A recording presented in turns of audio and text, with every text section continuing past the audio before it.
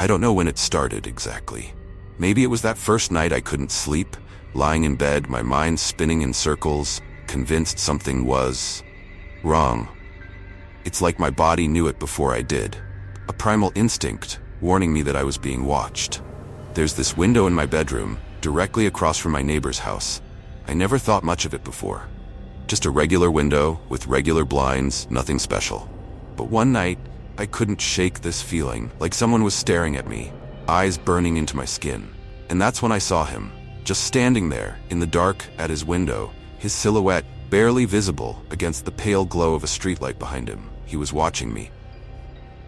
At first, I told myself it was nothing, just a coincidence. I mean, maybe he wasn't even looking at me, right? But he didn't move. Not for a long time. He just stood there, his figure barely shifting like a shadow glued to the glass, perfectly still. It felt wrong, unnatural, somehow. But I couldn't pull myself away. My chest tightened, my breathing became shallow. I remember lying there for what felt like hours, unable to sleep, unable to stop thinking that his eyes were still on me. The next morning, everything felt stupid. Of course, I was just overreacting. Maybe he wasn't even there at all. But that night, it happened again. And then again. Every night, without fail, he was there, watching me. It's hard to explain the terror that started creeping into my chest. It's not just fear, it's something more primal, more suffocating.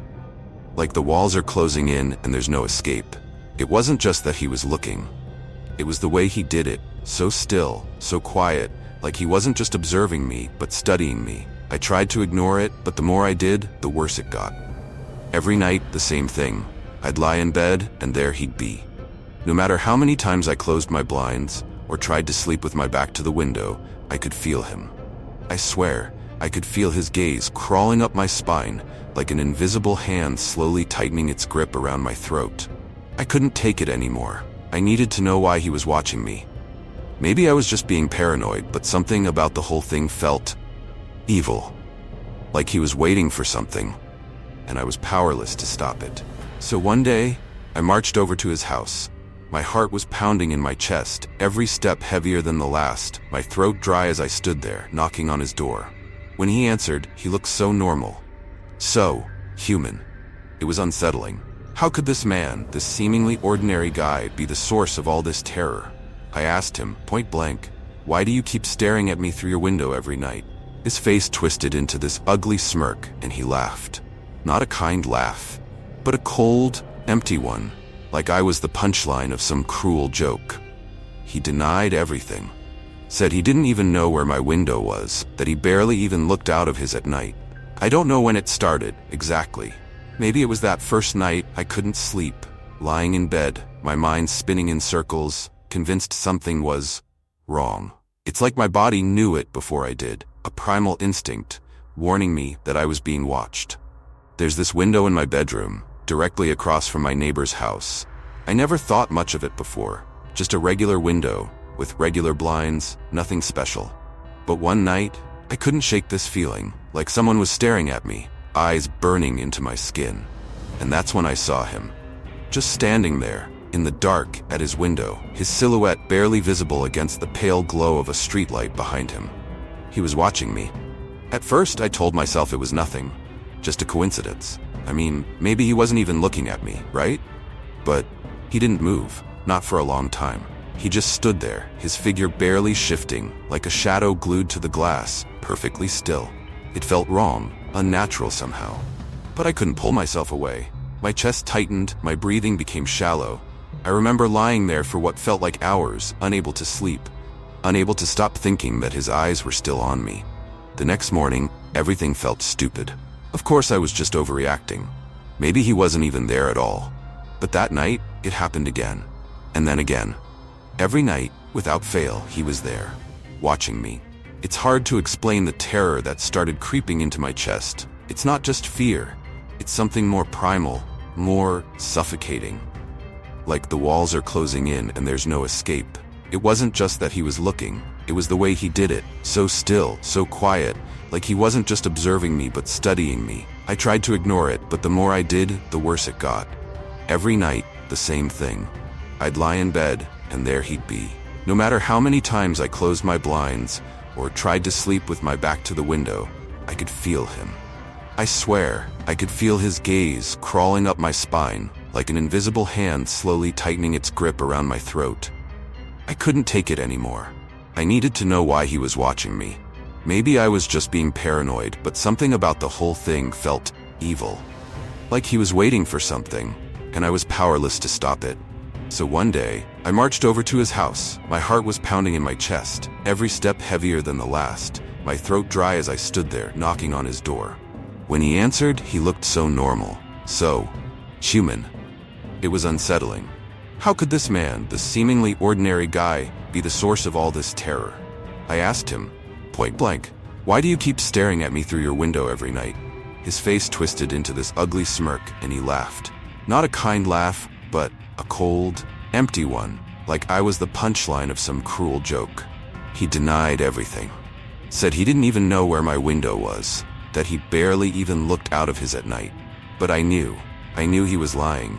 And that smile, it wasn't the smile of an innocent man. It was something else, something sinister, lurking just beneath the surface. I left his house that day with a knot in my stomach, a sickening sense that things were about to get much worse. That night, he was there again, watching me, just like always. But now I wasn't just scared, I was trapped. I could feel the walls of my life closing in around me, the air growing thin with every passing night, because I knew he wouldn't stop. And worse, I knew I wasn't safe. And that's when I realized the truth. I was no longer just being watched, I was being hunted. There are moments in life when reality itself seems to bend, twist into something grotesque, something you cannot recognize anymore. What had once been my home, my sanctuary, was now a tomb of terror. Each shadow hiding unspeakable horrors, each corner pregnant with a fear I could not name.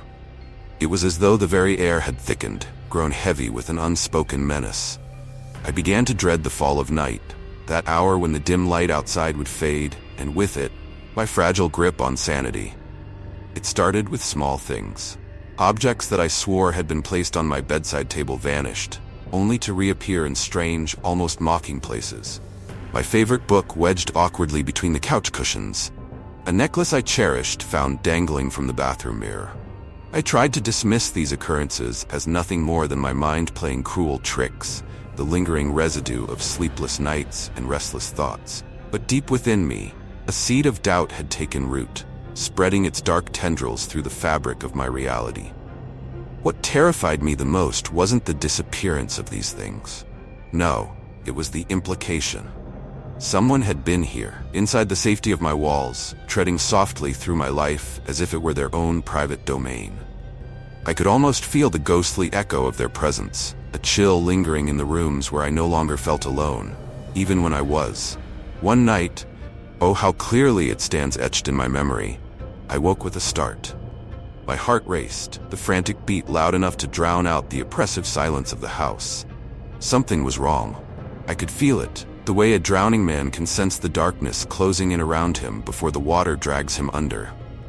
I sat up, my skin clammy with sweat, my breath caught in my throat as my eyes flickered to the door. It was open. Not wide open, but just enough, a sliver of blackness in the doorway that hadn't been there before. The door, which I always locked, had been opened from the outside. My mind screamed in protest, trying to rationalize the irrational. Maybe I had forgotten to lock it? Perhaps it had blown open from a draft I hadn't noticed? But no, there were no drafts, and I hadn't forgotten. I never forgot. Something had been in my room while I slept. I rose from the bed, my legs trembling beneath me, and walked toward the door, each step feeling like a march toward inevitable doom. When I reached it, I hesitated, my hand hovering over the cold doorknob, the metal biting into my skin. A part of me, the logical part, wanted to slam it shut, lock it again, and hide under the covers like a child. But there was another part of me, a darker, more primal instinct, that needed to know. I had to see what lay beyond that threshold, even if it meant facing whatever nightmare awaited me on the other side. I opened the door. The hallway was bathed in shadow, long tendrils of darkness stretching toward me like grasping hands. I took a step forward, then another, my bare feet silent on the floor. As I walked, a sudden thought struck me. A thought so chilling it nearly stopped me in my tracks. Had I checked the windows? My blood turned to ice. The windows, the one place I had been so obsessively focused on, where I had seen him watching, always watching. What if he had stopped watching and started something far worse? My hands shook as I checked each window, one by one, feeling the cool glass beneath my fingers. They were all locked. All of them secure. And yet I couldn't shake the feeling that he had already been here, already moved through these rooms like a silent specter, leaving no trace but the gnawing dread that was eating me alive from the inside. I crawled back into bed, but sleep didn't come. How could it? My mind was a maze of terrors, each thought darker than the last. I tried to tell myself it wasn't real, that I was unraveling, but I knew the truth. The truth was that my home had become a trap, and I was the prey. The hunter, whatever he was, had already breached the walls. He was already inside. And the worst part? He didn't want me to know. Not yet. He wanted me to wonder, to question, to doubt my own mind until I was nothing more than a shattered reflection of who I once was. This wasn't just about fear. No, this was a game. A sick, twisted game where the rules were his, and I was merely a piece to be played. As the hours dragged on, I lay in bed, eyes wide open, staring at the door, the space where he would come through again, because he would come back. I could feel it in my bones, that terrible certainty. The invasion had already begun. And soon, it would be complete. The days bled into one another, each indistinguishable from the last, as if time itself had twisted and warped within the confines of my home. My once familiar surroundings had become foreign, alien, steeped in a miasma of dread that clung to the walls, the furniture, and even to the very air I breathed. I could no longer tell where my nightmares ended and reality began. They had become one and the same, a waking horror that refused to release its grip on me. I found no comfort in the daylight. Though the sun poured through the windows, it felt dim, as if its warmth could no longer reach me. Even in the light, I was watched. Every moment, every breath, every flicker of thought, he was there, unseen but felt, lurking in the periphery of my vision, a shadow that never fully emerged, but always present. Then came the photos. I remember the morning I found them, scattered across my kitchen table, like relics from a nightmare. At first, my mind couldn't comprehend what I was seeing. They were pictures of me, but not the kind one might take in idle curiosity or by accident. No, these were something darker, something far more invasive. They were taken at night, in the vulnerable moments of sleep, when I was supposed to be safe, my body curled in on itself, defenseless, my face peaceful and unaware. Yet the hands that held the camera, I could almost feel their malevolence, as if the lens itself had absorbed his twisted fascination.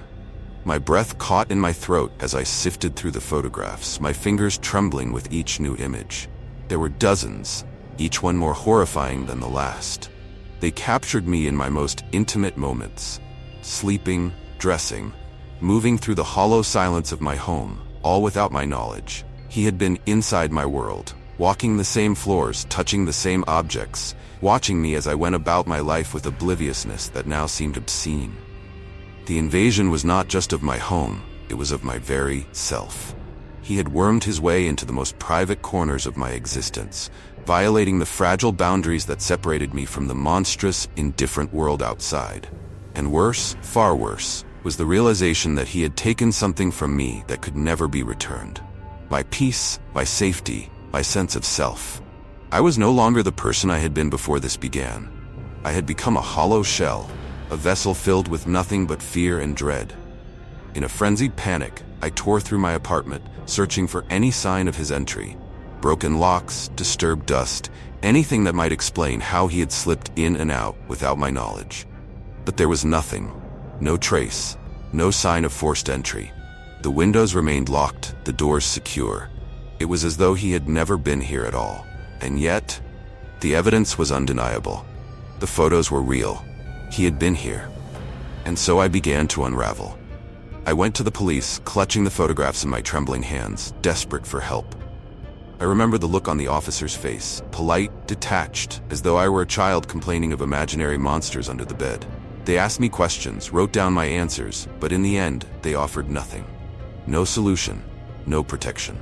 Just empty reassurances and vague promises that they would look into it. I knew, as I left the station, that they had dismissed me. To them, I was just another hysterical woman, lost in the labyrinth of her own mind. But I knew the truth. This wasn't paranoia. It wasn't some trick of the imagination. It was real, all too real. He was out there, lurking, waiting. And the knowledge of it gnawed at me, driving me deeper into the abyss of terror that had become my life. The following days were a blur of isolation and fear. I stopped leaving the house altogether, too afraid to step beyond the threshold, knowing that out there, beyond the thin walls of my apartment, he was watching, waiting for his moment to strike. I withdrew from everyone I knew, friends, family. They had no place in this nightmare. They couldn't understand. How could they? The darkness that had taken root in my mind was mine alone to bear. Then, one night, it happened again. I woke in the suffocating darkness of my bedroom, a familiar weight pressing down on my chest. At first I thought it was the usual terror, that gnawing sense of dread that had haunted me for weeks. But no, this was different. There was something in the air, a coldness, a presence. I opened my eyes slowly, my heart pounding in my chest, and there, at the foot of my bed, I saw it. The door. It was open again. A thin sliver of light from the hallway cut through the darkness, illuminating the edge of the doorframe. My breath caught in my throat as I stared, my mind reeling. It was happening. He was here, in the house. I reached for my phone, my fingers shaking so violently that I could barely unlock it.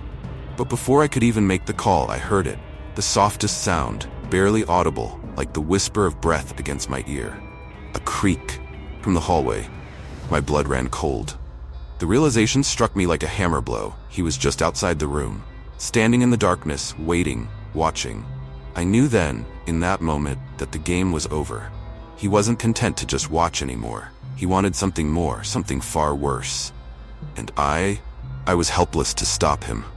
I lay there, frozen, the weight of his presence pressing down on me like a shroud. Time stretched into eternity, each second dragging by like a lifetime, until finally I could take it no more. I rose from the bed, my legs trembling beneath me, and slowly, ever so slowly, I crept toward the door, praying that whatever horror awaited me on the other side would not yet be ready to claim me. But deep down, I knew I was already lost. There are moments, fleeting and thin as breath, when one feels the world shift beneath them, like the ground itself is no longer solid, no longer trustworthy. That was how it felt as I approached the door, knowing that beyond it lay not just the darkness, but the culmination of every fear, every silent terror that had crept through my mind these past weeks. I had been led here, step by trembling step, into the jaws of a nightmare crafted just for me. The air was thick with the scent of damp wood and something else, something metallic and bitter. I dared not place it. My heart pounded violently against my ribs, each beat a warning drum, but it was too late for warnings. I stood at the threshold, staring into the abyss of the hallway, knowing, with the most intimate certainty, that once I stepped into that void, there would be no return. My hand, trembling as though possessed, reached for the door. The wood was cold beneath my fingers, and in that moment, I realized that the house, my house, was no longer mine. It had become his, twisted by his presence. A place of shadows and whispers where the walls themselves seemed to conspire against me. I opened the door. The hallway stretched out before me, an endless tunnel of darkness that seemed to pulse with a life of its own. My eyes strained to see, but there was nothing, only that awful, oppressive silence pressing down on me like a weight too heavy to bear. And then, just as my breath caught in my throat, I saw it, a figure at the far end, barely illuminated by the faintest glimmer of moonlight filtering through the narrow window. It was him. I knew it before my mind could even register the shape. He stood there, unmoving, like a shadow come to life, his form blending into the darkness as though he were part of it. I wanted to scream, to run, to do anything but stand there frozen in place, my body betraying me as my mind raced toward the inevitable. Slowly, agonizingly slowly, he began to move. The shuffle of his footsteps echoed through the hallway, each step deliberate, each sound more maddening than the last. He wasn't in any hurry. Why would he be? He knew there was nowhere for me to go. I was caught in his web, trapped like a fly, waiting for the spider's fatal strike. I backed away, my legs weak and trembling, until I felt the cold press of the wall behind me. The realization struck me like a knife to the chest. I had nowhere left to retreat. This was it. This was the moment I had feared for so long, the moment I had tried to stave off with futile hopes and fragile prayers. The figure grew closer, his face still hidden in the shadows, his presence filling the space with a suffocating malice. And then, as if the very darkness bent to his will, he emerged, stepping into the thin shaft of moonlight that sliced through the hallway like a blade. I gasped. His face, it was the face of a stranger. The man who had watched me from his window, the man who had left those photos, invaded my home, my mind. He was not who I had imagined. He was worse. His eyes were hollow, empty pools of blackness that seemed to drink in the light, reflecting nothing back. His lips curled into a smile, but it was not a smile of joy or kindness. It was a smile devoid of humanity, a grotesque mockery of emotion, as though he were playing at being something he wasn't. I felt the scream building in my chest, clawing its way up my throat, but before it could escape, he lunged. His hands, cold and rough, wrapped around my wrists with an iron grip, dragging me forward with a strength that defied his appearance. I struggled, thrashing against him, but it was no use. His grip tightened, bruising my skin, pulling me closer to that face, those eyes that seemed to bore into my very soul. He said nothing, not a word. The silence between us was more terrible than any scream could have been. In that moment, I felt my world collapse inward, the walls of my mind crumbling like brittle paper beneath the weight of his gaze. This was it. This was how it would end, in silence, in terror, with no one to hear my cries, no one to save me from the darkness that had finally claimed me. But then, as if by some cruel twist of fate, there was a sound, a sharp, sudden noise that broke the silence like a shattering mirror. Footsteps, not his, someone else's. A voice, faint but desperate, calling my name from somewhere outside the house. The door burst open, and in the chaos that followed I was dimly aware of another figure, another man, rushing toward us. There was a struggle, a flurry of movement, the sound of fists meeting flesh, and then darkness. When I opened my eyes, the house was bathed in the harsh light of flashing police sirens. The man, my neighbor, my tormentor, was gone, dragged away by faceless officers, his hands cuffed behind his back, his eyes still burning with that awful soulless gaze as they led him out of my home. My savior, the neighbor who had heard my screams, stood over me, his face pale and drawn, his hands shaking as he reached out to help me to my feet. But even as I was pulled from the nightmare, I knew it was far from over. The terror had not left me. It had taken root, deep within my mind, festering like a wound that would never heal. The horror of those nights, the invasion of my home, my very soul, those memories would haunt me forever, lurking in the shadows of my mind, waiting for the darkness to fall again. Even now, as I sit here, alone in the cold light of dawn, I can still feel his eyes on me, watching, waiting. And though the door is locked, though I am safe for now, I know that the true horror, never really leaves. It stays with you, forever. It has been months now, though time, for me, has lost all meaning. Days slip away like whispers, and nights, oh, the nights stretch on, interminable, each one a mirror of that terrible evening when the veil between my reality and nightmare was forever torn apart. I exist now in a half-light, a twilight state, where fear is not just an emotion, but the very air I breathe. It clings to me, weighs me down, wraps itself around my thoughts like a serpent, tightening its coils. They tell me I am safe. They tell me that he is gone, that I should rest, that I should move on. But these words are empty, hollow as the promises of a false dawn. How can one move on from a nightmare that never truly ends? How does one heal when the wound is not of the flesh but of the mind, festering, growing, unseen? I try to convince myself to push aside the dread, to believe in the fragile reality they offer me. But deep down, I know the truth. It is not he who haunts me now, but the shadows he left behind. I no longer sleep. How can I, when every time I close my eyes, I feel his presence, lurking just beyond the fragile walls of my subconscious? The darkness is no longer a refuge, but a thing to be feared, a vast, yawning chasm in which the phantoms of my past twist and writhe. I see him there, in the corners of my vision, in the edges of my dreams. He watches, always watches, his eyes, those hollow, soulless pits, boring into me as if he still possesses some claim on my soul. Sometimes in the dead of night, I hear it again, the creak of a floorboard, the whisper of a breath just beyond the door. I know it is not real, and yet, it is. It must be.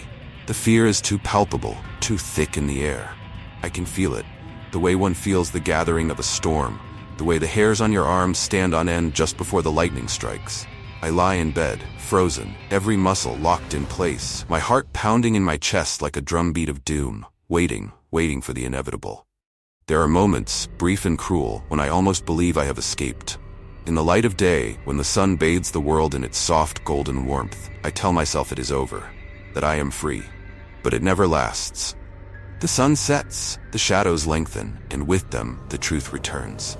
The horror did not die with his arrest. It lingers, an invisible specter that has taken root in the marrow of my bones. I no longer trust my own senses. The boundaries between the real and the imagined have blurred beyond recognition. Every knock at the door, every flicker of movement from the corner of my eye sends my heart racing, my mind spiraling into that same dark pit of panic and dread. I am a prisoner in my own home, trapped not by locks or walls, but by the terror that festers inside me. I've tried to speak of it, to explain this torment to those who care for me, but their faces, those concerned, pitiful faces, tell me all I need to know. They do not understand. How could they? They have not lived in the shadow of that creeping horror, have not felt the cold fingers of paranoia trailing down their spine in the dead of night. They believe that because he is gone, the fear should be too. But fear, it is not so easily exorcised. Moving day was supposed to be a celebration, a promise of new beginnings and fresh starts. My partner and I had dreams of painting the walls with laughter, filling the rooms with love, and letting the sunlight pour in through the windows like a warm embrace. But as we stepped into our new home, a quaint little house, nestled in what appeared to be a friendly neighborhood, a different kind of warmth enveloped us. A warmth that felt unsettlingly close to the heat of a predator lurking in the shadows. From the moment we arrived, I felt it. The air was thick with an electric tension, as if the world was holding its breath, waiting for something to happen. I shrugged it off, attributing it to the stress of the move. After all, we were surrounded by new faces and unfamiliar surroundings. My partner seemed to bask in the novelty, excitedly unpacking boxes and rearranging furniture while I lingered at the window, staring out at the row of houses lining our street. That's when I first saw him, the neighbor from next door. He stood in his yard, a broad grin plastered across his face, his eyes glimmering with an intensity that made my skin crawl. "Welcome to the neighborhood," he called out, waving like an eager child. His smile was too wide, too enthusiastic, and it sent a shiver racing down my spine. There was something off about it, something that whispered to my instincts that perhaps beneath that cheerful facade, something darker lurked. I brushed aside my unease. After all, what harm could a friendly neighbor do? But the feeling persisted, like a shadow just out of sight, always lurking. We exchanged pleasantries, and as the days went by, our encounters grew more frequent. He'd pop over with baked goods or drop in unannounced to chat, his presence becoming an inescapable part of our lives. At first, I was grateful for the companionship in a new place, but soon, his charm began to feel suffocating. I recall one evening vividly, the kind of evening when the sky blazes with hues of orange and pink, yet the warmth seems almost deceptive. My partner was out running errands, leaving me alone with my thoughts. I sat on the couch trying to focus on the book in my hands, but the words blurred together as my mind wandered back to our neighbor. It was then that I heard it. Laughter, an eerie sound that echoed through the walls. It wasn't the friendly laughter of a jovial neighbor. It was sharp and jagged, laced with something unhinged. The laughter faded, replaced by muffled sounds I couldn't quite place. My heart raced as I leaned closer to the wall, straining to listen. It was as if someone was having a party next door, but the atmosphere felt off, charged with an undercurrent of tension that made my stomach twist. I could hear him, our neighbor, his voice rising and falling in a way that made my skin crawl. It felt wrong. I felt like an intruder in a secret I wasn't meant to know. That night, sleep eluded me. Every creak of the house felt amplified, the darkness pressing in on me like a suffocating shroud.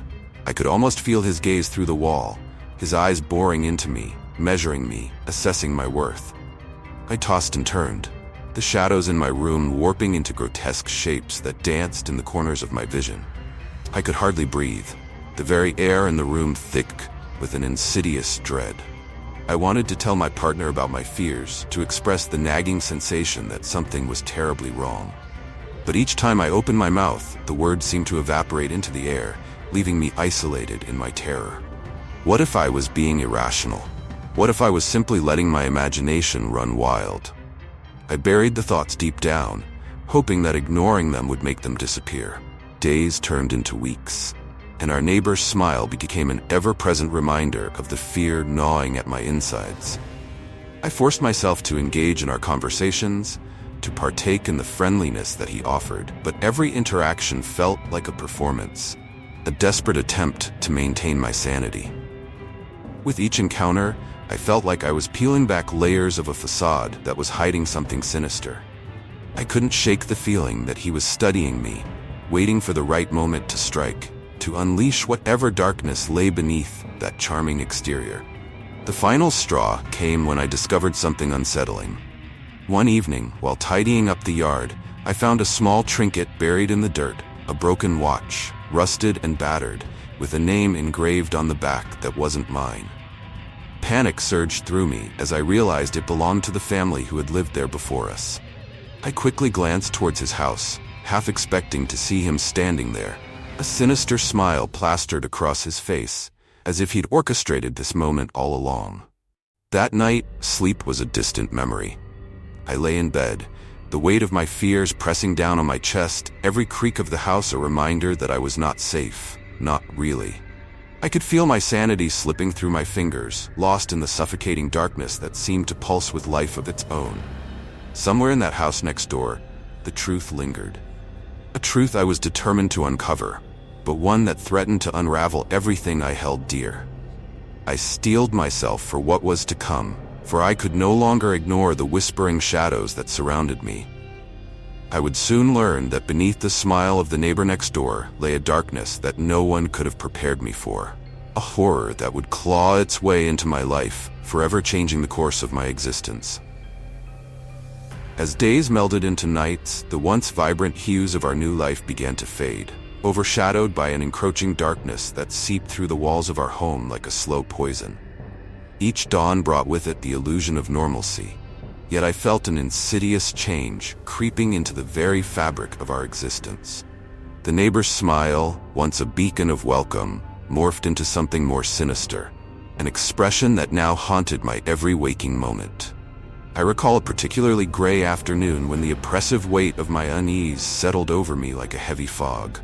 My partner had gone out, leaving me alone, cocooned within the solitude of our living room.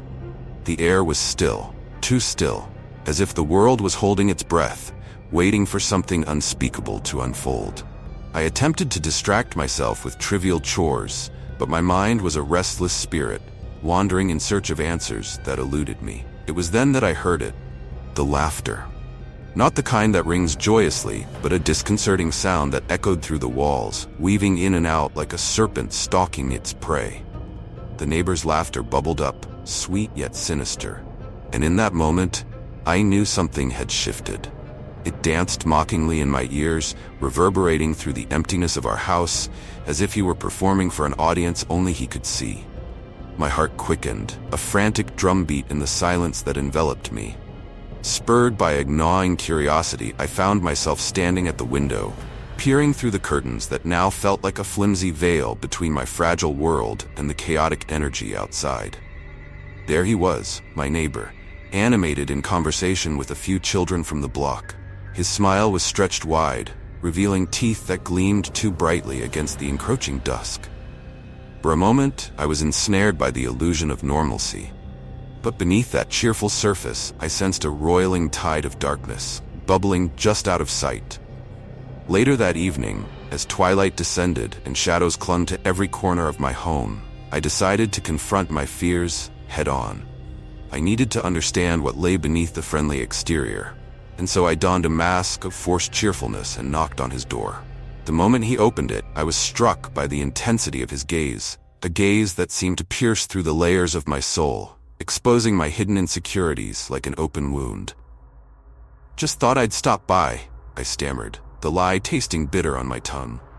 He welcomed me in, his voice smooth like honey, yet I could feel the unsettling chill it brought as it wrapped around me, constricting my thoughts. Inside his home, the atmosphere shifted.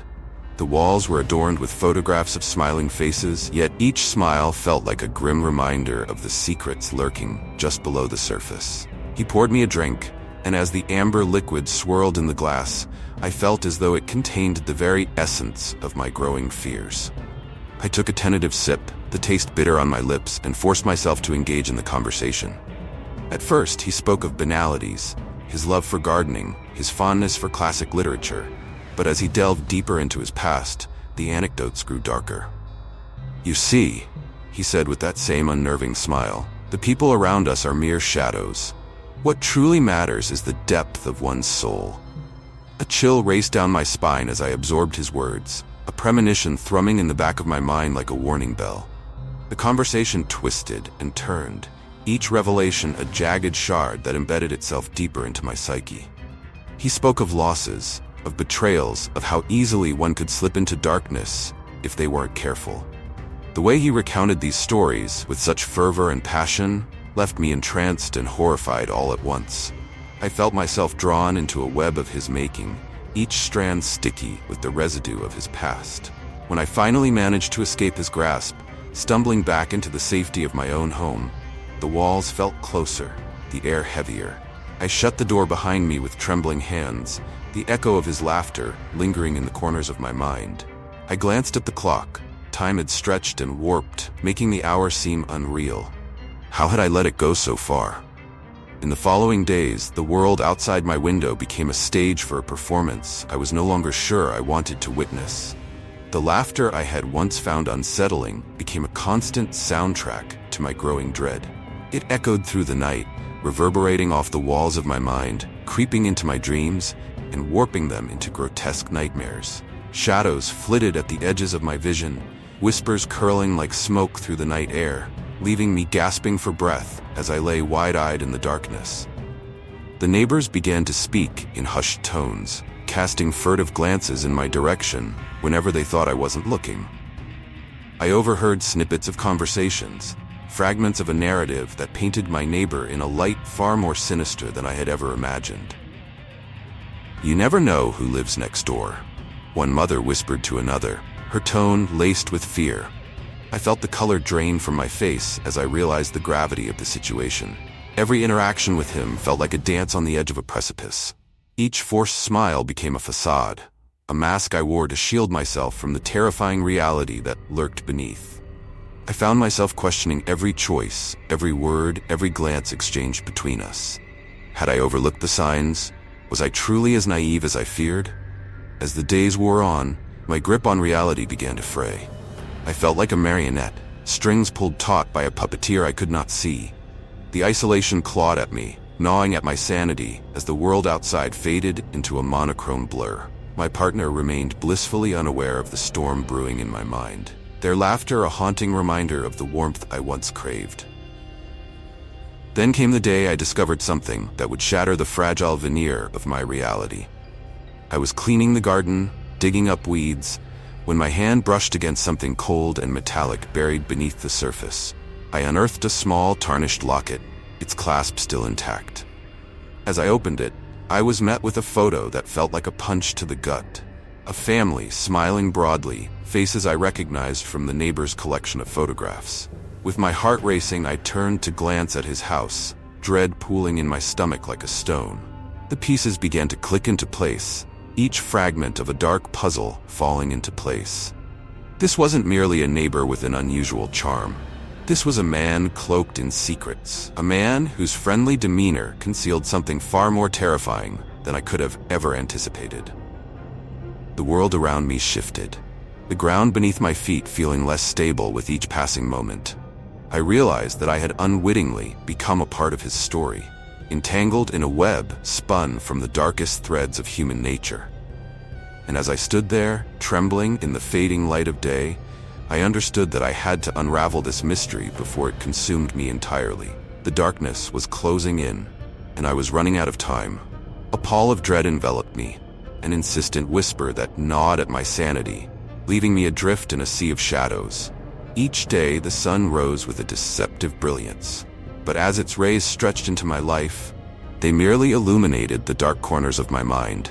With every passing moment, I felt as though I were tumbling further into a chasm of despair, each heartbeat echoing the creeping terror that throbbed beneath my skin. That night, I lay awake, suffocated by a silence so profound that it pressed against my chest, stealing my breath away. The house felt alive, each creak of the floorboards a sinister reminder of the malevolence lurking beyond the thin walls. I was but a prisoner in my own home, the ghostly tendrils of my neighbor's presence curling into the very marrow of my bones. Sleep became a distant memory, and I found solace only in the faintest glow of the moonlight that slipped through the curtains, casting ghostly patterns upon the floor. In my sleeplessness, I became an unwilling spectator to the horrors unfolding just outside my window. I had taken to peering through the glass like a wretched voyeur, my heart thrumming in sync with the restless night. The moonlight painted my neighbor's house in an eerie glow, accentuating the contours of the garden, where shadows danced and flickered as though animated by some unseen force. I watched as he moved about, a dark silhouette against the soft glow of his porch light, humming a tune that sent chills spiraling through my veins. It was during one of these long, anguished vigils that I noticed something peculiar. A figure appeared in the shadows, a woman who moved with a grace that belied her surroundings. She slipped through the gates of his garden like a whisper in the night, her hair a cascade of dark silk that shimmered under the watchful gaze of the moon. My heart raced, and a sense of foreboding gripped me. Who was this enigmatic stranger, and what was her connection to the man next door? As the days melded into nights, the woman became a recurring specter in my life. She arrived under the cover of darkness, her laughter a haunting melody that echoed through the stillness. I felt a visceral pull towards her, a yearning to understand the darkness that enveloped my neighbor. It was a treacherous curiosity, a siren call that urged me to uncover the secrets hidden behind the facade of friendly smiles and charming hospitality. Compelled by an urgency I could not name, I resolved to confront the truth that lay behind the veil. I began to shadow her movements, an unwilling ghost haunting the edges of my own reality. Each time she slipped into my neighbor's home, I felt the fabric of my own sanity unravel, the threads fraying as the tapestry of my life began to distort and warp. I imagined her laughter laced with danger, each giggle a dagger aimed at the heart of my unease. One fateful evening, I seized the opportunity to confront this unsettling curiosity. It was an evening thick with humidity, the air heavy with the scent of impending rain. As the first drops began to fall, I ventured into the shadows, determination fueling my steps. I crept through the damp grass, heart hammering in my chest, as I approached their house, seeking answers to the gnawing questions that consumed me. Peering through the window, I caught sight of them, my neighbor and the mysterious woman, sitting across from each other, their faces illuminated by the flickering glow of a single candle. The atmosphere in the room crackled with an energy that sent shivers down my spine. She leaned closer, her voice barely a whisper, but I could make out the words that hung in the air like a miasma. "You have to be careful. They're watching," she warned, her eyes darting to the window, catching the reflection of my terrified visage. Panic surged through me, and I stumbled back, colliding with a low-hanging branch that scraped my skin, leaving a stinging reminder of my folly. I felt the weight of their gaze as if they could pierce through the veil of darkness and see me, see the raw terror that clung to me like a shroud. I fled, heart racing, as I stumbled away from the scene, thoughts spiraling into chaos. In the days that followed, the torment of my mind grew unbearable. My neighbor's laughter echoed, wrapping around me like a noose, while the woman's warning reverberated through my thoughts, taunting me with the threat of discovery. In the days that followed, the torment of my mind grew unbearable. My neighbor's laughter echoed, wrapping around me like a noose, while the woman's warning reverberated through my thoughts, taunting me with the threat of discovery. I was trapped in a prison of my own making, suffocated by the shadows that stretched across my life. Each creak of the floorboards became a harbinger of doom, every gust of wind a portent of calamity. It was on one fateful night, shrouded in darkness, that the sinister atmosphere peaked. I had barricaded myself in my room, unable to shake the feeling that I was being watched. The hours dragged, and I could hear the wind whispering through the cracks, carrying with it the faint echo of my neighbor's laughter, the cadence now twisted and mocking. My heart lurched when I noticed movement outside my window. There he was, my neighbor, standing under the pale light of the moon, gazing up at my home with an expression that sent chills cascading down my spine. He stood there, unmoving, as though time itself had frozen in deference to the horror that enveloped us. I felt the weight of his gaze pierce through the darkness, reaching into my very soul. Suddenly, his lips curled into that ghastly smile, and in that moment, I understood the truth. This was not merely a neighborly bond. This was a predatory game in which I was the prey. I staggered backward, colliding with the wall, gasping for breath as terror flooded my veins. The walls of my sanctuary, once a fortress against the darkness, felt like a cage, trapping me within my own fears. I could hear the whispers now, a cacophony of voices swirling around me, taunting, mocking, reminding me of my fragility. My mind spiraled further into chaos, frantically grasping for clarity amidst the storm of fear. I needed to escape, to unravel the threads of this nightmare before I became ensnared in the very web my neighbor had spun.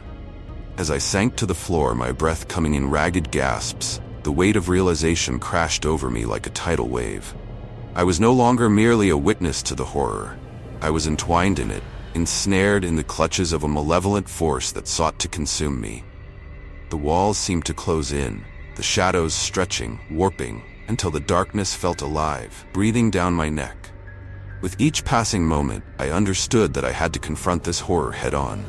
I would either be a prisoner of my own mind or a warrior rising against the encroaching darkness. As I clenched my fists, resolve igniting a spark deep within, I knew that the battle for my sanity, and perhaps my life, had only just begun.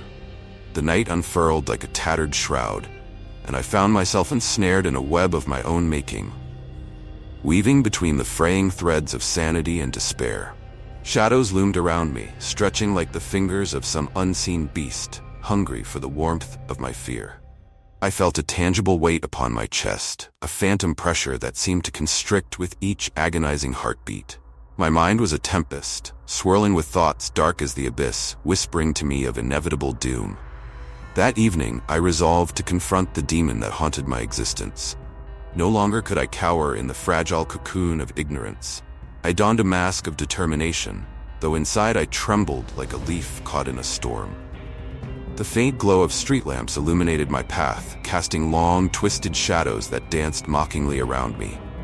Each step toward my neighbor's home felt like an incursion into the maw of madness. I approached his door, the wood cold and unyielding beneath my trembling fingers.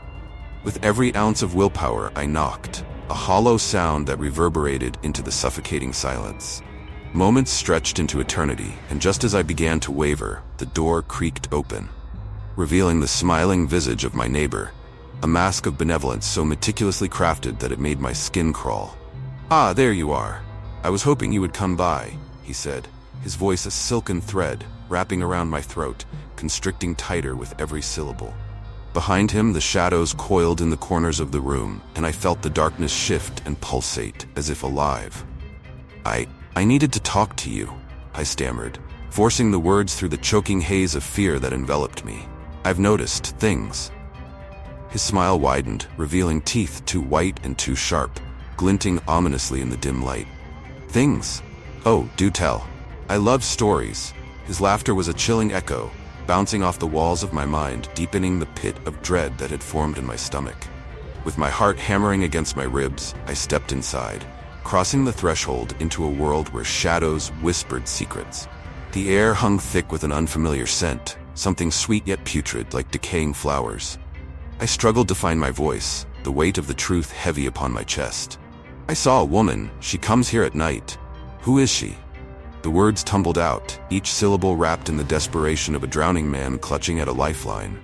His expression shifted, the mask slipping ever so slightly, revealing a flicker of something darker beneath. "Ah, yes, the woman. She is special, a friend, you might say. But her presence is nothing to fear, dear neighbor. You should embrace the beauty of friendship. A chill skittered up my spine as I noticed the flicker of shadows behind him, writhing like serpents. I felt as though I were caught in a terrible dream, the edges of reality fraying and twisting. "What is she to you?" I pressed, my voice a desperate whisper. "Why, she's everything," he said, his tone shifting into a fervent murmur, his gaze fixating on the space behind me as though peering into the depths of my soul. "But you don't understand. There are things beneath the surface of this neighborhood. Things you cannot fathom." As he spoke, I sensed the very walls of his home pulse with an unnatural rhythm, the shadows elongating and receding as if breathing, alive and hungry. I took a hesitant step back, feeling the suffocating grip of terror tightening around me. "I want out," I croaked, a primal instinct flaring within me. "I want to leave this place." His expression hardened, the mask of cordiality slipping to reveal a glimpse of something sinister lurking beneath the surface. "You cannot leave, my dear. You're a part of this now." A sudden realization struck me like a physical blow, the full weight of his words crashing down upon me. The woman, his laughter, the whispers in the shadows, it all clicked into place. This wasn't just a neighborhood, it was a nest of darkness, a twisted tapestry woven with secrets and despair. I was ensnared in a web of horror, and the threads were tightening. Without thinking, I turned to flee, but the door slammed shut with a deafening finality, the sound reverberating in the hollow chambers of my mind. My pulse quickened as I backed away, my eyes darting around the dimly lit room. The shadows seemed to grow heavier, thickening like a miasma, wrapping around me in a cold embrace. "Why are you afraid?" he taunted, stepping closer, his smile now a malevolent crescent. "This is where you belong, with us." In that moment, the weight of despair lifted just enough for clarity to dawn. I remembered the woman's warning. They're watching. I had underestimated the extent of their reach, the insidious nature of their control. It was now or never. I had to escape this nightmare. With every ounce of courage, I lunged for the window, the moonlight beckoning like a promise of salvation. My heart raced, the fear of the unknown driving me forward as I shattered the fragile barrier between the nightmare and the freedom that lay just beyond. I clambered through the opening, glass shards biting into my skin, a painful reminder of the dangers lurking behind me. I tumbled into the cool night air, gasping for breath as I hit the ground. The world outside was alive with sound, the rustling of leaves and distant whispers, a stark contrast to the suffocating silence of the house. I ran, limbs aching, adrenaline propelling me forward into the embrace of darkness. Behind me, the screams echoed, a cacophony of rage and despair that clawed at my resolve. The house loomed, a dark sentinel of terror, and I knew that I had escaped only for now. But the psychological scars would remain, a permanent reminder of the horrors that dwelled within those walls. Days turned into weeks, and though I found refuge in a new city, the haunting memories never faded. I looked over my shoulder, expecting the familiar figure of my neighbor to emerge from the shadows, his smile a twisted reflection of the chaos that had become my existence. The effects of that night clung to me like a shroud, a chilling reminder that some horrors never truly fade. As I sit here, recounting the tale of the man next door, I cannot shake the feeling that I am still trapped in his grasp, the shadows of the past lingering like a ghost. I have escaped the physical confines of that dreadful house, but the terror has burrowed itself deep within me, and I fear that it may never let go. My life is now a constant battle against the darkness, a war waged in the silent corners of my mind, where the specters of my memories whisper and taunt, reminding me that evil can wear many faces, some charming, some terrifying, but all equally sinister. And so I live on, a prisoner of my own psyche, forever haunted by the chilling smile of the man next door.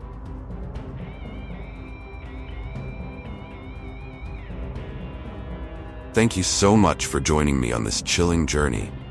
Your presence means everything to me. If you found this video hauntingly captivating, I would be incredibly grateful if you could subscribe to the channel and leave a like. I create these terrifying tales especially for you, the brave souls who embrace the dark and mysterious. Your support fills my heart with gratitude, and I can't thank you enough for being part of this community. As you continue your night, I invite you to explore another story that's playing on your screen right now. Together, let's keep the thrill of horror alive. Thank you from the depths of my heart, and sweet nightmares, until we meet again.